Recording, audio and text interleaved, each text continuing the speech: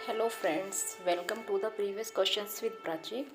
हमने पिछले 3 वीडियोस में फर्स्ट चैप्टर कंप्लीट कर लिया है अपना संविधान की ऐतिहासिक पृष्ठभूमि, यानी कि संविधान के निर्माण में या संविधान को बनाने में किन किन महत्वपूर्ण अधिनियमों को हमने पढ़ा था। उनको हमने वीडियोस फर्स्ट, सेकंड और थर्ड में कंप्लीट कर लिया है। और आज है हमारा चैप्टर नंबर 2, जिसका नाम है संविधान का निर्माण, यानी कि मेकिंग ऑफ द कॉन्स्टिट्यूशन। ठीक है, तो आज हम पढ़ेंगे कि संविधान की मांग क्या कब हुई, किसने की पहली बार, किस पार्टी ने की, इसमें किस किस का सहयोग है। ठीक है, तो संविधान सभा की मांग क्या है। संविधान सभा के गठन का विचार जो था वो सबसे पहले 1934 में एम.एन. रॉय ने रखा था। ठीक है, जो एम.एन. रॉय थे वो भारत में एक वामपंथी आंदोलन के नेता थे। ठीक है, तो 1934 में एम.एन. रॉय ने संविधान सभा के गठन का एक विचार रखा और 1935 में भारतीय राष्ट्रीय कांग्रेस ने पहली बार भारत के संविधान के लिए आधिकारिक रूप से मांग की। संविधान सभा की मांग में 2 पॉइंट बनते हैं कि सबसे पहली बार किसने विचार रखा, एम.एन. रॉय ने रखा। भारतीय राष्ट्रीय कांग्रेस ने पहली बार संविधान सभा के लिए आधिकारिक रूप से मांग कब की, तो 1935 में की। 1938 में भारतीय राष्ट्रीय कांग्रेस की ओर से पंडित जवाहरलाल नेहरू ने घोषणा की कि जो स्वतंत्र भारत होगा उसके संविधान का निर्माण वयस्क मताधिकार के आधार पर होगा। ठीक है, और संविधान सभा द्वारा किया जाएगा वयस्क मताधिकार के आधार पर, इसमें कोई भी बाहरी हस्तक्षेप नहीं होगा। तो जो नेहरू की ये मांग थी, इसको ब्रिटिश गवर्नमेंट ने सैद्धांतिक रूप से स्वीकार कर लिया, यानी 1940 में ये जो मांग थी इसी को हमने अगस्त प्रस्ताव कहा।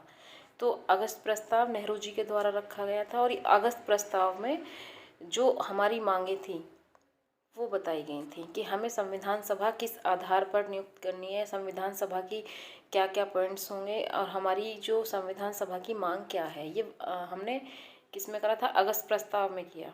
यानी इस मांग को, यानी क्या मांग थी, जो नेहरू जी की मांग थी कि हम वयस्क मताधिकार के आधार पर संविधान सभा का निर्माण करेंगे। तो इस मांग को ब्रिटिश गवर्नमेंट ने सैद्धांतिक रूप से स्वीकार कर लिया और इसी प्रस्ताव को 1940 के अगस्त प्रस्ताव के नाम से जाना जाता है। 1942 में ब्रिटिश सरकार के कैबिनेट मंत्री थे सर स्टेफोर्ड। ठीक है, क्रिप्स। सर, इसमें यहाँ पे मिस्टेक है, अगर आप पढ़ो तो ये सर स्टेफोर्ड क्रिप्स हैं, जो स्वतंत्र संविधान के निर्माण के लिए ब्रिटिश सरकार के प्रारूप प्रस्ताव के साथ भारत आए। कैबिनेट मंत्री थे ब्रिटिश गवर्नमेंट के स्टेफोर्ड क्रिप्स। ठीक है, और ये स्वतंत्र संविधान बनाने के लिए एक फॉर्मेट लेकर आए, उसका प्रस्ताव लेकर भारत में आए, जिसका विरोध मुस्लिम लीग ने किया। ठीक है, तो जो स्टेफोर्ड क्रिप्स थे, हम इसी को क्रिप्स मिशन भी बोलते हैं। तो हमसे ये भी पूछा जाता है कि क्रिप्स मिशन भारत कब आया था, 1942 में आया था और ये संविधान निर्माण के लिए एक फॉर्मेट के साथ आया था, यानी एक प्रारूप लेके आया थे कि भारत का संविधान ऐसा हो। लेकिन हुआ क्या कि जो मुस्लिम लीग थी उसने उसका विरोध किया, तो उस मुस्लिम लीग ने 2 संविधान सभाओं की मांग की और क्रिप्स मिशन को ठुकरा दिया था। क्रिप्स मिशन की जो मांग थी उसको ठुकरा दिया था। तो लास्ट में क्या होता है, भारत में 1946 में कैबिनेट मिशन पहुंचा और संविधान निर्माण की योजना प्रस्तुत की, जिससे मुस्लिम लीग काफ़ी हद तक संतुष्ट थी। तो जो कैबिनेट, हमसे यहाँ से क्वेश्चन जो बनता है वो होता है कि कैबिनेट मिशन भारत कब आया था। तो कैबिनेट मिशन भारत 1946 में आया था। कैबिनेट मिशन के सदस्य कौन कौन थे, ये Lord Bentinck Lawrence, Stafford Cripps, जो हमने पीछे भी स्टेफोर्ड था, खाली 5 नंबर पॉइंट में ये लिखा हुआ है कैबिनेट मंत्री सर स्टेफोर्ड, इसके आगे क्रिप्स भी है, ये लिखने में मिस्टेक हो गई है मेरे से। ठीक है, तो कैबिनेट मिशन के मेंबर ये जनरली पूछे जाते हैं कि कैबिनेट मिशन के मेंबर्स के नाम बताइए। कभी कभी ऐसा होता है कि हमको 4 ऑप्शन दे देंगे और 4 ही उसमें दे देंगे कि बताइए इसमें कौन कैबिनेट मिशन का सदस्य नहीं था। तो हमको ये याद रखना है कि Lord Bentinck Lawrence, Stafford Cripps और A.V. अलेक्जेंडर कैबिनेट मिशन के सदस्य थे। ठीक है, तो हमने अभी तक क्या पढ़ा कि संविधान सभा की मांग किस तरह हुई। 1934 में एम.एन. रॉय ने मांग रखी और एम.एन. रॉय जो थे वो वामपंथी नेता थे। उसके बाद 1935 में भारतीय राष्ट्रीय कांग्रेस ने आधिकारिक रूप से मांग रखी। 1935 के बाद जब 1938 में कांग्रेस की ओर से एक घोषणा जारी करी गई और उसमें कहा गया कि भारत का निर्माण जो होगा, संविधान का निर्माण, वो वयस्क मताधिकार के आधार पर होगा। और इसी मांग को जब ब्रिटिश गवर्नमेंट ने एक्सेप्ट कर लिया तो उसी को 1940 का अगस्त प्रस्ताव बोला जाता है। ठीक है, तो और 1942 में फिर आता है हमारे यहाँ क्रिप्स मिशन, जो एक फॉर्मेट लेकर आया था कि संविधान का निर्माण कैसे होगा। तो उसको मुस्लिम लीग ने ठुकरा दिया। तो क्रिप्स मिशन को ठुकराने के बाद में फिर लास्ट में आता है 1946 में कैबिनेट मिशन। तो हमको ये सीक्वेंस में याद रखना है। जैसे 1934 में एम.एन. रॉय, 1935 में हमारा भारतीय राष्ट्रीय कांग्रेस ने मांग रखी, 1938 में हमारी जो घोषणा थी राष्ट्रीय कांग्रेस की ओर से कि हम वयस्क मताधिकार के आधार पर संविधान सभा का निर्माण करेंगे, और उसी 1938 की घोषणा को 1940 में अगस्त प्रस्ताव का नाम दिया। ठीक है, क्रिप्स मिशन हमारा 1942 और कैबिनेट मिशन हमारा 1946। ये सीक्वेंस में हमको याद रखनी है। कभी कभी हमें पूछ लिया जाता है कि नॉर्मली कैबिनेट मिशन कब आया, क्रिप्स मिशन कब आया, अगस्त प्रस्ताव कब पारित हुआ, किसने रखा था अगस्त प्रस्ताव। ये बेसिक क्वेश्चंस बनते हैं। अब हमने क्या करा है, आज हमने इसके नीचे इसी के टॉपिक के जो क्वेश्चंस प्रीवियस ईयर में आए हुए हैं उनको लिखा है। जैसे भारत के संविधान की रचना हेतु संविधान सभा का विचार निम्नलिखित में से सर्वप्रथम किसने प्रस्तुत किया था। अभी हमने पढ़ा था एम.एन. रॉय ने 1934 में किया था। ठीक है, वो वामपंथी नेता थे। तो ऑप्शन ए दे रखा है, स्वराज पार्टी ने 1934 में, कांग्रेस पार्टी ने 1936 में, मुस्लिम लीग ने 1942 में और सर्वदलीय सम्मेलन ने 1946 में। तो ये जो डेट दे रखी है ना, इसको हम एक बार रिकॉल करेंगे। हमने जो पढ़ी है अभी, हमने क्या पढ़ा था कि 1934 में एम.एन. रॉय ने विचार रखा था। इसका आंसर हो जाएगा ए, और ये IAS प्री 1996 का क्वेश्चन है। ठीक है, कांग्रेस पार्टी ने 1936 में नहीं, कांग्रेस पार्टी ने 1935 में रखा था। मुस्लिम लीग ने कोई संविधान सभा का विचार नहीं रखा था, उसने क्रिप्स मिशन को ठुकराया था। हाँ, उसने मांग की थी कि हमें ये जो फॉर्मेट है ये हमें एक्सेप्टेड नहीं है। तो 1942 में क्रिप्स मिशन आया था और 1946 में कैबिनेट मिशन। तो ये ऑप्शन से हम भी बहुत बार बार चीज़ों को रिपीट करेंगे तो हमारे दिमाग में रिपीट होती रहेंगी। जैसे ये मई 1934 में रांची में स्वराज पार्टी ने आत्मनिर्णय के अधिकार की मांग की और एक प्रस्ताव पारित किया, जिसमें कहा गया कि वयस्क मताधिकार के आधार पर निर्वाचित भारतीय प्रतिनिधियों की एक संविधान सभा होगी जो संविधान का निर्माण करेगी। भारतीयों की ओर से संविधान सभा की मांग करने का यह पहला अवसर था। जब भारतीयों ने संविधान सभा की मांग करी थी, ये पहला अवसर था कि 1934 में करी थी। ठीक है, स्वतंत्रता के पूर्व दिनों में प्रारंभ में कितने संविधान निर्मात्री सभा का विचार प्रस्तुत किया। सेम चीज़ है, स्वतंत्रता के पूर्व के दिनों में किसने किया था, एम.एन. रॉय ने किया था 1934 में। हमने ये पढ़ लिया है। ये UPPSC GIC 2017 का क्वेश्चन है। एक निर्वाचित संविधान सभा द्वारा संविधान के निर्माण का करने का प्रस्ताव किया गया था साइमन कमीशन के द्वारा, भारत सरकार 1935 के द्वारा, क्रिप्स मिशन के द्वारा, क्रिप्स मिशन के द्वारा या कैबिनेट डेलीगेशन के द्वारा। एक निर्वाचित संविधान सभा द्वारा भारत के संविधान का निर्माण होगा, एक क्रिप्स मिशन ने बोला था 1942 में, जिसको मुस्लिम लीग ने ठुकरा दिया था। ये भी UPPCS का मेंस का क्वेश्चन है। एक निर्वाचित संविधान सभा द्वारा भारत के संविधान का निर्माण करने का द्वितीय विश्व युद्ध के समाप्त होने के बाद का प्रस्ताव क्रिप्स मिशन ने रखा था। ठीक है, नेक्स्ट क्वेश्चन है, कैबिनेट मिशन योजना के अंतर्गत संविधान निर्मात्री परिषद में प्रत्येक प्रांत को आवंटित सदस्य संख्या निर्धारित करने के लिए एक प्रतिनिधि कितनी जनसंख्या के अनुपात में था। तो ये 10 लाख था। ये हम आगे पढ़ेंगे अपने नोट्स में। तो जो एक प्रतिनिधि था वो 10 लाख व्यक्ति पर निर्वाचित था। ठीक है, उसके लिए निर्धारित करी गई थी। ऑप्शन बी इसका आंसर होगा।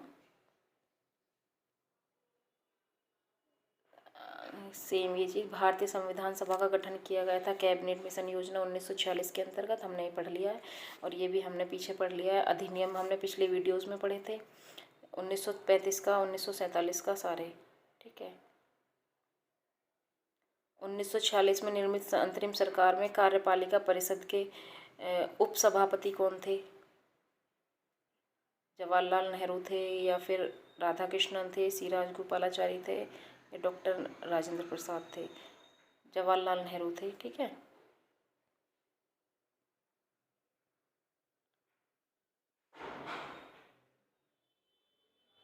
ये है, निम्नलिखित में कौन अगस्त 1946 में गठित प्रथम अंतरिम राष्ट्रीय सरकार का सदस्य नहीं था?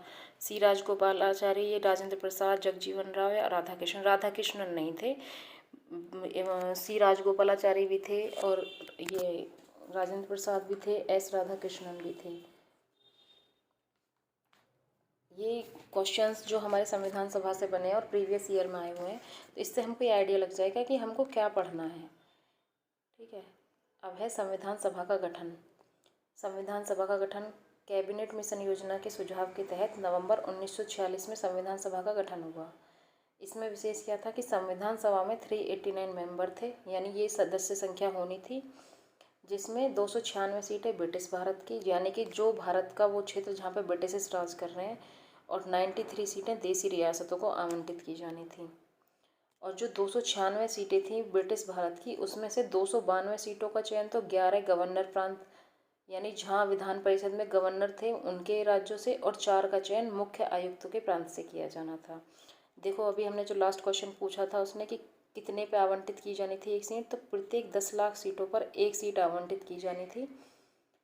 पॉइंट नंबर 3 है हमारा, प्रत्येक ब्रिटिश भारत प्रांत को आवंटित की गई सीटों का निर्धारण 3 प्रमुख समुदायों के बीच उनकी जनसंख्या के अनुपात में किया जाना था। और ये समुदाय कौन थे? मुस्लिम, सिख और सामान्य। जनरल में वो लोग आते जो मुस्लिम को और सिख को हटा देते, बाकी सब जनरल में आते थे। ठीक है, संविधान सभा का जो मतदान था वो मतदान एकल संक्रमणीय मत के माध्यम से समानुपातिक प्रतिनिधित्व तरीके से किया जाना था।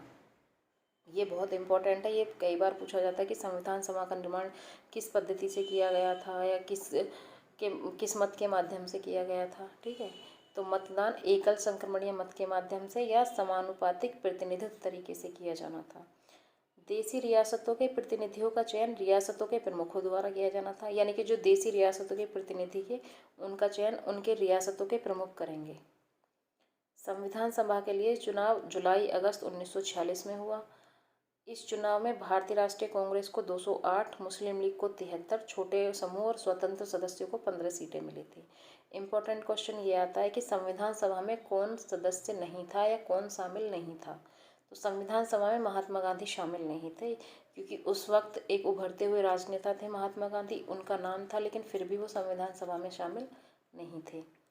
संविधान सभा का चुनाव भारत के वयस्क मतदाताओं के द्वारा प्रत्यक्ष रूप से नहीं हुआ था, जबकि हमने पढ़ा था कि जो 1938 में घोषणा करी थी जवाहरलाल नेहरू ने, उनकी ये मांग थी कि जो स्वतंत्र भारत का संविधान होगा वो वयस्क मताधिकार के आधार पर होगा, लेकिन ऐसा नहीं हुआ। संविधान सभा का चुनाव वयस्क मतदाताओं के द्वारा प्रत्यक्ष रूप से नहीं हुआ था।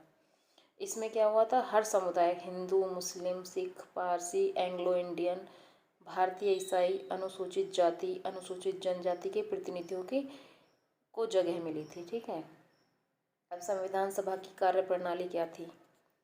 पहली बैठक 9 दिसंबर 1946 को हुई। मुस्लिम लीग ने बैठक का बहिष्कार किया और अलग पाकिस्तान की मांग की। बैठक में केवल 211 सदस्यों ने ही भाग लिया था। फ्रांस की तरह सभा का जो वरिष्ठ सदस्य था यानी सच्चिदानंद सिन्हा को सभा का अस्थायी अध्यक्ष बनाया गया। हमारी जो संविधान सभा के अस्थायी अध्यक्ष थे सो सच्चिदानंद सिन्हा थे, ये कई बार पूछा जाता है, और जो स्थायी अध्यक्ष थे वो डॉक्टर राजेंद्र प्रसाद थे। लेकिन इसमें एक क्वेश्चन ये भी बनता है ट्विस्ट का कि हमारी संविधान सभा ने अस्थायी अध्यक्ष का जो पद है वो किस संविधान सभा से लिया, यानी फ्रांस में ऐसी होता है कि वहाँ पे एक स्थायी अध्यक्ष का चुनाव होता है। ठीक है, तो फ्रांस की तरह सभा का जो वरिष्ठ सदस्य यानी जो सबसे बड़ा मेंबर होगा, जो सीनियर मेंबर होगा, सो अस्थायी अध्यक्ष के रूप में चुना गया था। एक इसमें 2 उपाध्यक्ष थे, SC मुखर्जी और VT कृष्णामाचारी, ये भी याद कर लेंगे, वैसे आते नहीं है ये कभी। अब आता है हमारा उद्देश्य प्रस्ताव। उद्देश्य प्रस्ताव कब पारित हुआ, क्यों पारित किया, इसकी क्या ज़रूरत थी, या इसमें क्या क्या उद्देश्यों को लिखा गया था। ठीक है, उद्देश्य प्रस्ताव सबसे पहले तो यही पूछा जाता है कब हुआ था। 13 दिसंबर 1946 को नेहरू जी ने सभा में ऐतिहासिक उद्देश्य प्रस्ताव पेश किया, जिसमें संवैधानिक संरचना की झलक थी। ठीक है, संविधान सभा को एक स्वतंत्र संप्रभु गणराज्य घोषित करती है, यानी संविधान सभा, इसके जो उद्देश्य हैं ये मैंने पॉइंट वार लिख दिए हैं, बहुत ज़्यादा डिटेल में नहीं है, लेकिन जो इम्पोर्टेंट पॉइंट्स हैं मैंने वो इसमें मेंशन करे हैं। संविधान सभा भारत को एक स्वतंत्र संप्रभु और गणराज्य घोषित करती है।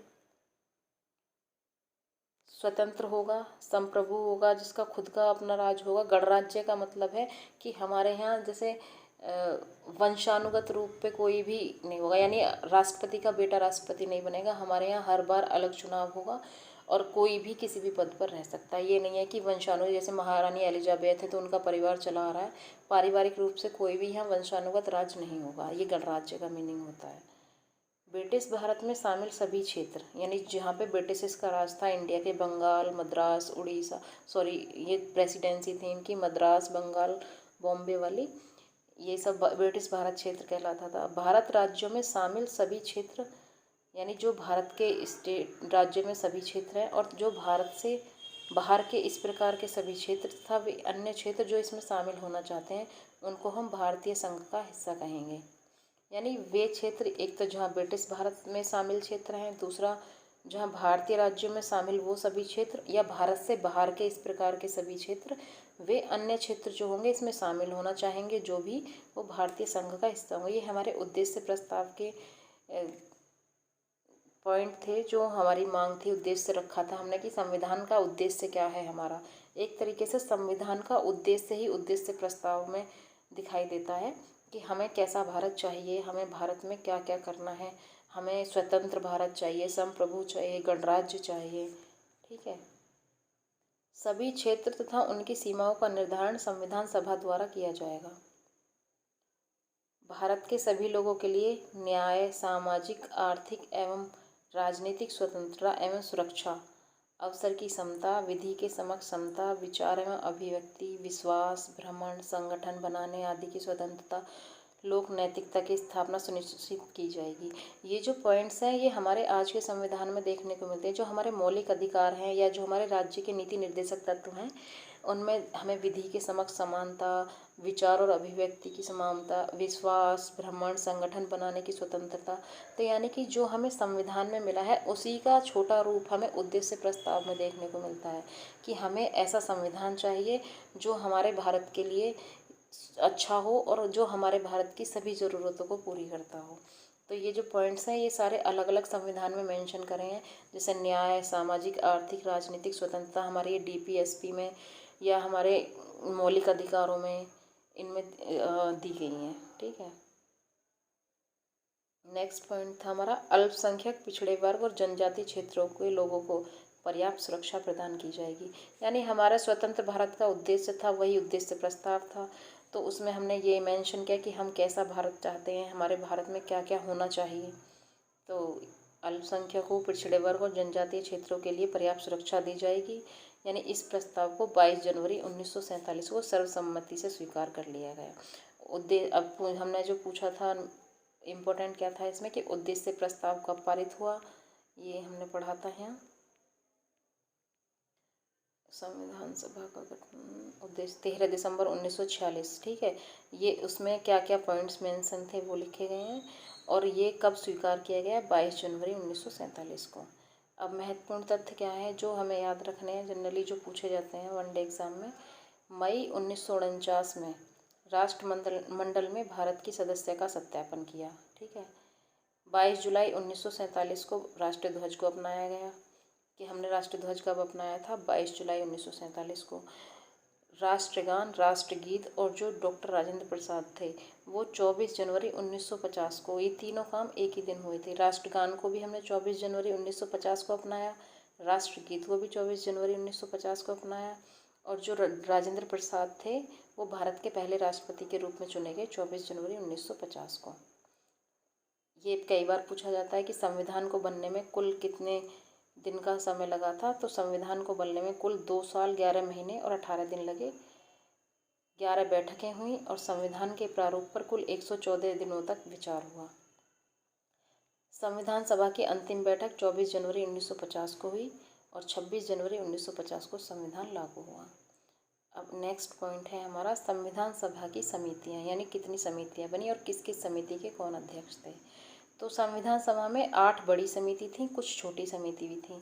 जो मैंने आपके याद करने के उससे कि आपको ये चीज़ें एक ग्रुप में रहेंगी तो साथ याद हो जाएंगी। तो जैसे जवाहरलाल नेहरू के पास 3 समिति थी, तो मैंने तीनों को एक साथ लिख दिया है। संघ शक्ति समिति, संघीय संविधान समिति और राज्यों के लिए समिति, इन तीनों के जो अध्यक्ष थे वो जवाहरलाल नेहरू थे। ठीक है। प्रारूप समिति के अध्यक्ष भीमराव अंबेडकर थे। प्रारूप समिति को हम अलग से भी पढ़ेंगे क्योंकि प्रारूप समिति से कई क्वेश्चंस बनते हैं। प्रांतीय संविधान समिति सरदार वल्लभ भाई पटेल।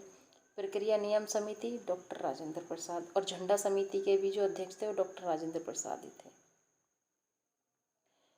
नेक्स्ट है मौलिक अधिकार, अल्पसंख्यक और जनजातीय और बहिष्कृत क्षेत्रों के लिए सलाहकार समिति, ये भी सरदार वल्लभ भाई पटेल। और इसकी 2 उप समिति भी थी, यानी मौलिक अधिकार उप समिति और अल्पसंख्यक उप समिति। तो यानी अगर पूछे कि मौलिक अधिकार, अल्पसंख्यक और जनजातीय और बहिष्कृत क्षेत्रों के लिए कंबाइंड, उसके अध्यक्ष कौन थे, तो सरदार पटेल थे। और अगर पूछता है कि मौलिक अधिकार उप समिति के अध्यक्ष JB कृपलानी और अल्पसंख्यक उप समिति के अध्यक्ष HC मुखर्जी। छोटी समिति थी जैसे राष्ट्रध्वज समिति राजेंद्र प्रसाद, संविधान सभा के कार्यों के लिए समिति JV मामलंकर उसके अध्यक्ष थे। भाषाई प्रांत आयोग के SK डार सभा के सदस्य, जो कि सभा के सदस्य नहीं थे, ये इसके अध्यक्ष थे भाषाई प्रांत आयोग के लिए। ठीक है। नेक्स्ट है हमारा, अभी कितना है इसमें, आज के लिए इतना ही। नेक्स्ट हम पढ़ेंगे प्रारूप समिति और इसके इम्पोर्टेंट पॉइंट्स। ठीक है, यहाँ से हम कल पढ़ेंगे। तो जो भी हमने कंप्लीट किया है उसमें हमने साथ में क्वेश्चंस को भी लगाया है, तो इससे हमें ये पता चलता है कि जो इम्पोर्टेंट क्वेश्चंस हैं वो किस तरीके से बनते हैं, हमको क्या पढ़ना है। वैसे तो इसमें बहुत सारी थ्योरी होती है, लेकिन क्वेश्चंस जहाँ से बनते हैं, कोई भी यूपी का एग्ज़ाम हो, स्टेट एग्ज़ाम हो, या बेसिकली यूपी पुलिस या पैट है, CTET, STET, ये जो होते हैं इनके लिए नॉर्मली 1 लाइनर क्वेश्चन ही आते हैं। ठीक है। तो thank you for watching this video. If you liked it then comment. अगर आपको इसमें कोई और चेंजेस चाहिए तो भी आप मेरे को कमेंट में बता सकते हो। Thank you.